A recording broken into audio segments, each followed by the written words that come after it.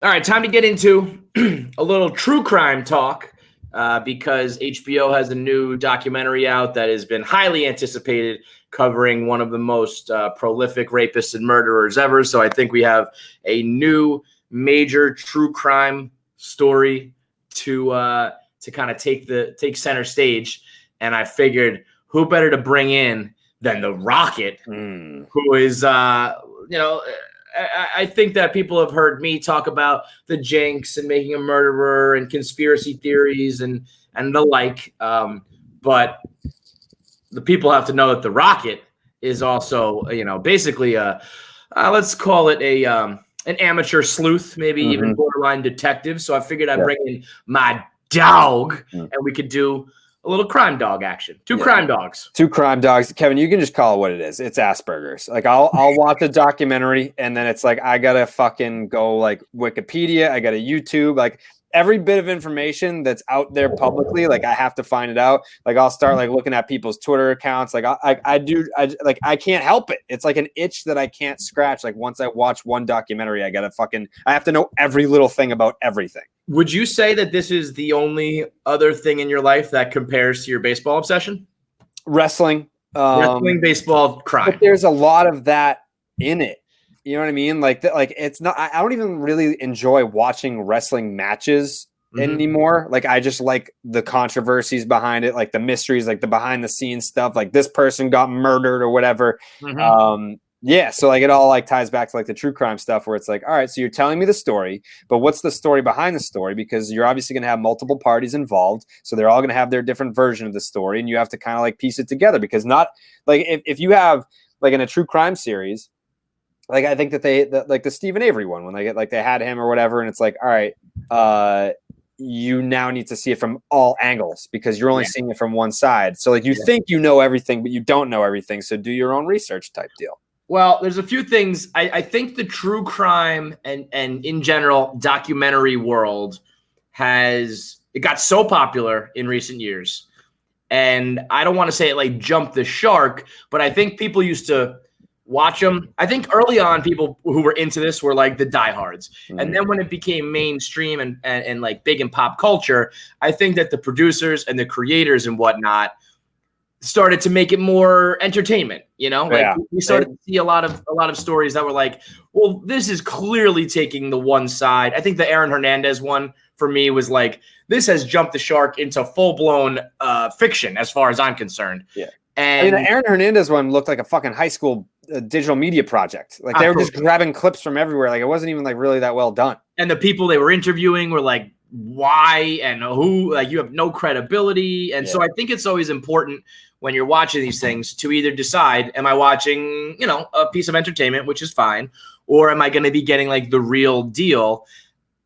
I think what's interesting about this one is it feels I feel like I trust Amy McNamara and John Haynes and the rest of these people who we just met for one episode, but it feels like they're going to be telling like the real deal story. But what I think is interesting about this is I think this is almost a documentary about following true crime. I mean, that first episode, I didn't know what to expect, but I didn't think Michelle more than it was about like the exactly. I just said Amy McNamara, Michelle McNamara.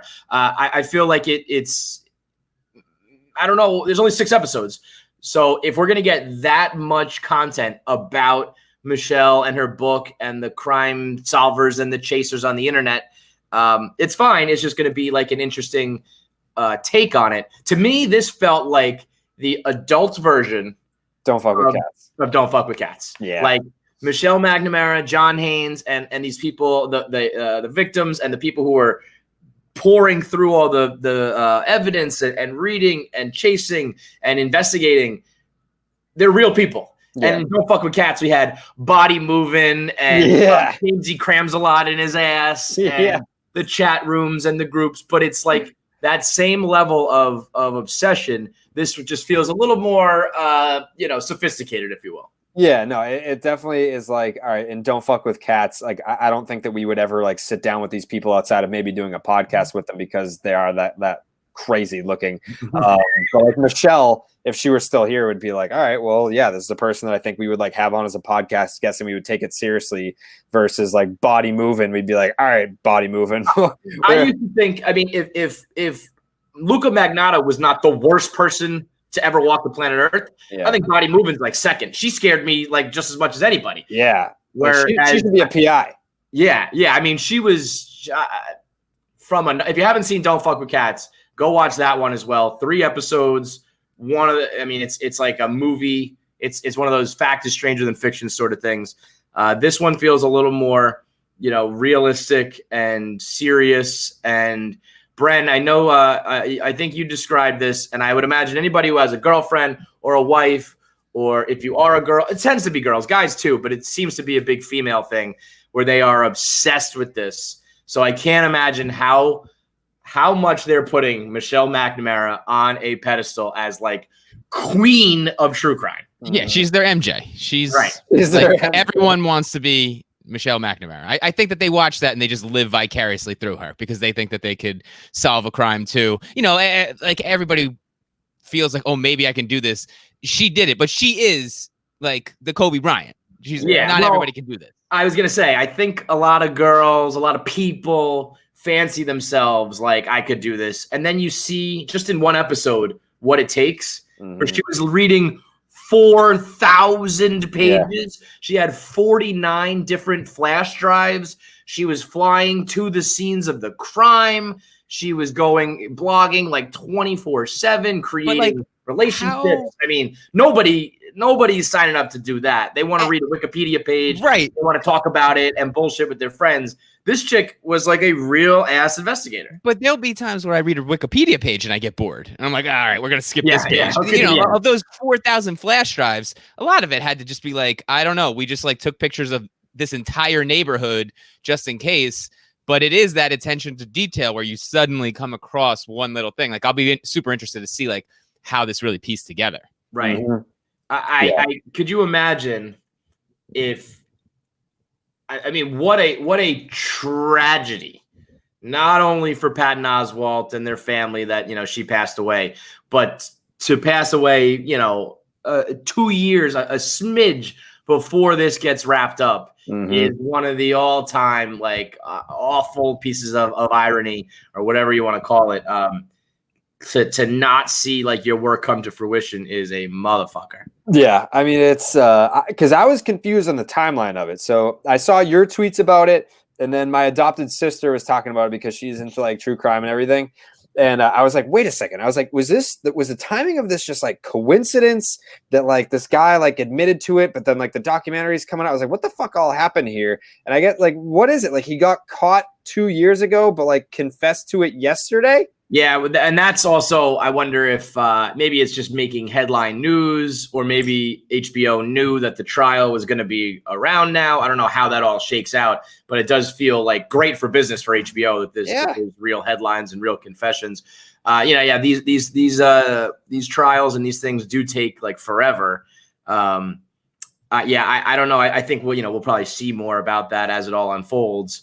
But that to me, we had Patton Oswalt on KFC Radio a couple times, and just to talk about his work and his stand-ups and promoting his shows and whatnot. And then we got to talking about Michelle, and I just remember his tweet was something along the lines of like Michelle, baby, like we got him. And I can't imagine, especially after learning just how much this like consumed her, where it was like he was the stand-up comic on the road and in Hollywood and probably on the set like 24 hours a day. And she matched that same level of passion, just like at home with a laptop and doing her own research. And to get it like yanked away from you is, I also wonder, much like Don't Fuck with Cats, they were right. They were on the case. They were ahead of the case. But I'm interested to find out if did police like cooperate with Michelle? Did she ever give them any leads? Was it more just she was kind of being the voice on the internet while the police kind of did their thing? But I do know she specifically said in this episode on those like confessional tapes, this seems like a crime that absolutely should be able to be solved through like modern day DNA. And that's what ended up happening. So, right. I mean, now they were like going through the fucking guy's trash. Yeah. Now to say that like Michelle was the one who gave the police that idea, probably not true. But when you hear her say, this is solvable because of XYZ, and then they go do it in that manner, whether or not she picked up the phone and called the police station, you'd have to imagine that pressure. Have you guys tried DNA? Have you tried it? Right. Yeah. Have you guys done the whole DNA thing yet? When we have seen, like R. Kelly fucking got hit with charges because of that documentary. You know what I mean? Like, for sure, pop culture can influence these things now. The Jinx was a little fugazi. They did some Hollywood editing, but I do believe that they presented new evidence, and I think there was like a warrant that was issued, and so this shit does matter. And I wonder if it's a crime, pun intended. Not only did she not get to see this one come to fruition, but she could have just like had this career. I mean, I know Karen from My Favorite Murder is, kind of the head of this like industry now, but she was like a full-blown private investigator, like vigilante investigator, that they probably would have been like, all right, Michelle, Golden State Killer's down. Now you gotta take a look at this and this and this. And she could have had like this lifelong career as an entertainer and a true like social justice warrior. Not just like I'm tweeting about it. Like I'm out here making an actual difference. Yeah. And then the other thing too, like obviously like they're not going to credit her with being like, hey, have you checked the DNA? But like she is credited with like at the time they thought that all the cases were 3 different people. And she was like, no, this is all one person. So she is credited with that. And then there was like, didn't they arrest someone for it? And he was just like chilling in jail. And it's like, this dude's just been like doing time for a crime he didn't commit. Like I think that's the crazy part, is that there can be some like vigilante out there who is smarter than the people that are getting paid to actually figure out these crimes. And then like, is there ego involved with like law enforcement when they're like, all right, dude, you're just a fucking blogger. Like, what do you know about like solving crimes? Like, it's all the same person. Yeah. You just want like clicks for your fucking podcast. This isn't Hollywood. This isn't the movie. This is how it works. Yeah. But I'd have to imagine not only ego, but cops are held down by red tape and bureaucratic bullshit and, other like things on their plate, whatever, where she was just like, my entire life is this shit right here.